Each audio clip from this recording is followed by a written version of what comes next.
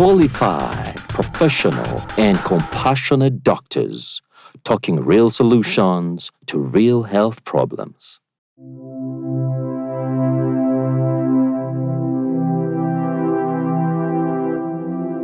Today on the Doctalk show, this is a special feature that we bring to you. We are visiting one of the hospitals within Kampala, the TMR International Hospital, where we interact with surgeons who specialize in the field of ear, nose, and throat surgery to tell us about this groundbreaking surgery that corrects deafness. So welcome with me Professor Thomas Rowland, visiting ENT surgeon from the University of New York, Professor Sean, who is also visiting from the University of New York, that's in the USA, and Dr. Chris, who is a senior lecturer with Makerere University right here in Kampala. They're all ENT surgeons, so they're going to tell us about this surgery that can help correct deafness. If a child has had a problem of deafness or hearing loss, this surgery may be life-saving or may return the child's ability to hear. So you're most welcome to the show, doctors. Thank you. Thank you, Dr. Darius. I'm your host again for the evening, Dr. Darius Wachi. So let's first of all understand more about the main reason why we're here, why we decided, rather than do it in the studio, we decided to bring it to the TMR hospital. So Professor Rowland is going to tell us more about the ear corrective surgery that runs within the TMR hospital. So Professor, once again, you're most welcome. So could you tell us a bit about the program that's currently running? Yes. The reason why we're here. Yes, thank you, Dr. Darius, and thanks for having us. So a number of years ago, close to 15 years ago, I arrived in Kampala mostly on a visit with my wife, who also works in health, the health field in adolescent medicine, and works with a number of doctors from Makerere University. And she said, well, since you're coming, why don't you contact the ENT department and see if you could be of any help. Okay. So that ended up being a life-changing week, I think, for all of us, because I arrived and we quickly put together an otology or ear teaching program with the residents and the other faculty members. And slowly over the next 15 years, we have equipment and we have the capability, and we have incorporated into the education program the ability to understand ear disease and to treat ear disease, which is a significant problem in this country, but every country in the world. Okay. And even though cochlear implants is a very expensive and a very highly technical procedure, it is also a very dramatic procedure, and that restores deafness. So we're talking about patients that don't even get benefit from hearing aids. Okay. Any kind of amplification will not help them hear.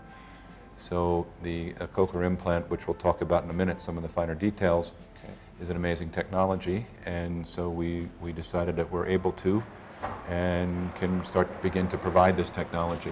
Okay, and this surgery is performed in this hospital? Yes, in the last 2 years we've been performing most of the surgery for children in this hospital. The very first couple of surgeries were done in adult patients who had lost their hearing for other reasons. In a few minutes we'll discover what some of those reasons are that cause deafness. Okay. But currently we're working closely with a team that consists of the professors from Makerere University and the residents, the registrars that are training, and the private hospital, and the industry that makes the cochlear implants. Cochlear Corporation has been very helpful and helped moving this project along. Okay. So deafness, well, in simple terms, it means someone cannot hear. I imagine there are so many reasons why someone may not be able to hear. Could you, I don't know, maybe Dr. Sean, you don't start us off. What could be the possible causes of deafness, let's say, for example, in children? Yeah, so it's a big question, right? I think conceptually it might be easiest to think of it as you can either be born deaf, severely hearing impaired, or you can acquire it later. Okay. The children that are born deaf, for many different reasons, sometimes infectious, mostly genetic causes of hearing loss, which we've identified a few of those. We haven't come even close to identifying all the genetic causes.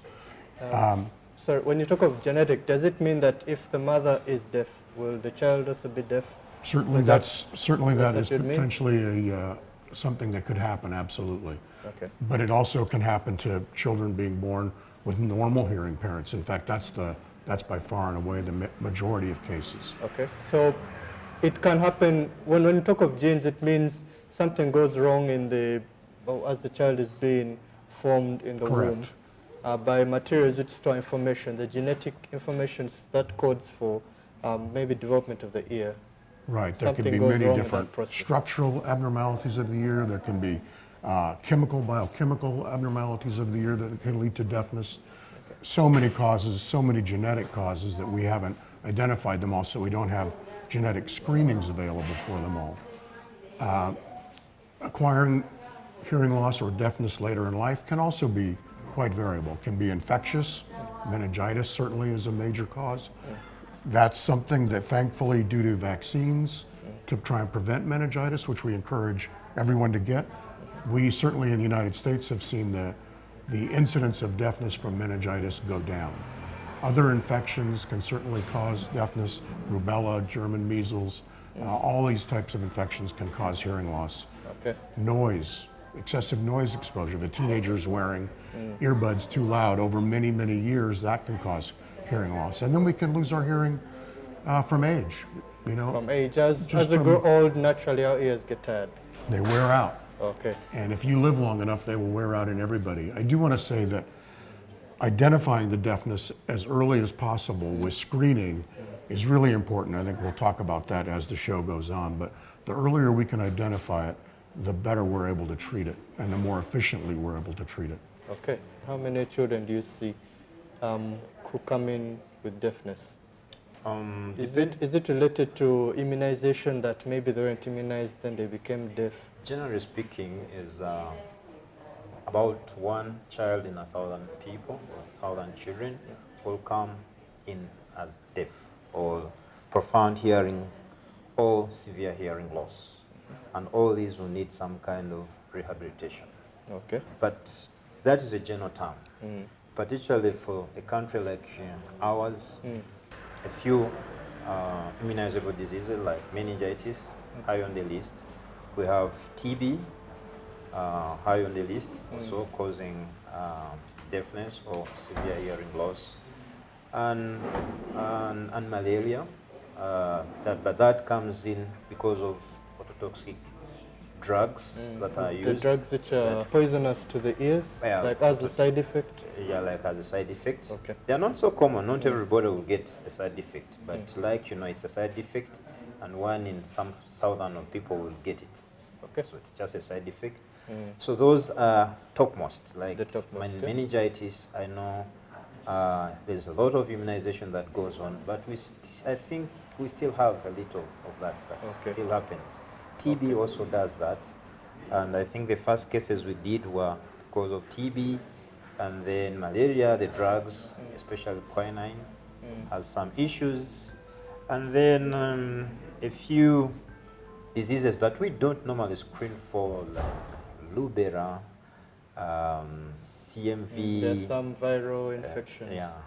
So the mothers may have and expose the child, and then we have some problems with hearing.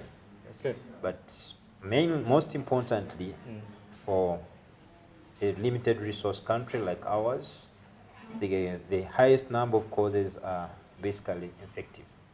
Infections? Yeah, infections. Like malaria, meningitis, TB? Yeah, high on the list. And some of the viral infections? Then some of the viral infections that can come in. All right. So more about deafness coming up shortly after the break. If you have any questions or comments or concerns about deafness, you can always forward to our social media platforms on Facebook, on Twitter. You can also log onto our YouTube pages. I'm always happy to hear from you. Don't go away. After the break, we'll discuss more about deafness and who might be at risk and what you can do to correct it. You are watching the Doctalk Show.